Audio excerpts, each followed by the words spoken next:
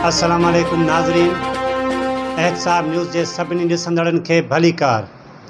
एहतसाब न्यूज़ में शामिल कंदासीं हिक अहम ख़बर।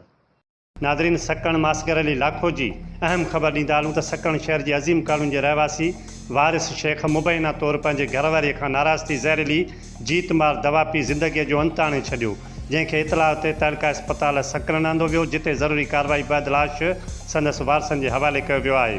वाक़े बाबति संदसि भाउ मुजाहिद शेख ॿुधायो त मुंहिंजे भाउ जो पंहिंजी घरवारीअ सां कंहिं ॻाल्हि ते झेड़ो थी पियो, जेका कावड़ जी पंहिंजे माइटनि में हली वई हुई।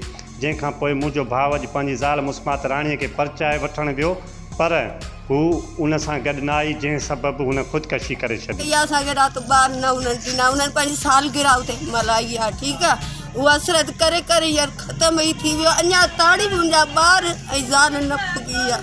पाणी नालो अथसि, हवा मां अथसि, बसि ज़ाल मुड़ुस असर जहिड़ो लाज़मी थिए थो न, पोइ अटे खां या भाॼी खां बि एतिरो थो सही। हाणे इहा ख़बर न आहे त ज़हर अलाए कहिड़ो पीतो अथसि, इहा हाणे ख़ुदा ॼाणे। साईं एतिरी त न कबी आहे जो पिछाड़ी मालक मरण ताईं अची विया। असां हुननि जे घर विया आहियूं। असां गुज़ारिश कई आहे बाबा हुनखे पंहिंजे बचनि जी मां का ॿ पेर भरे हुनखे पंहिंजा बचा ॾेखारे वञो। सर असांखे हुनजी माउ इहो चए असां थोरो फेक्शन लॻो पियो आहे, सालगिरह आहे असांजा मल्हाए पोइ अचूं था। साईं असां हलिया वियासीं। मुंहिंजो भाउ पंहिंजे औलाद जी मांग करे करे करे हींअर मरी वियो। हुनखे पंहिंजो औलाद कोन मिलाई।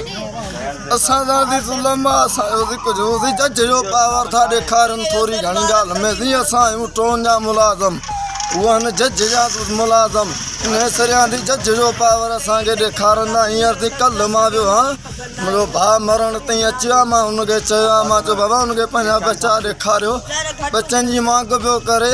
हीअं असांखे चए असां अचूं था थी, कोन आया आहियो। सॼो ॾींहुं सॼी शाम सभु हुयो। मालिक हींअर अस्पताल ते पियो आहे जो अञा ताईं मालिक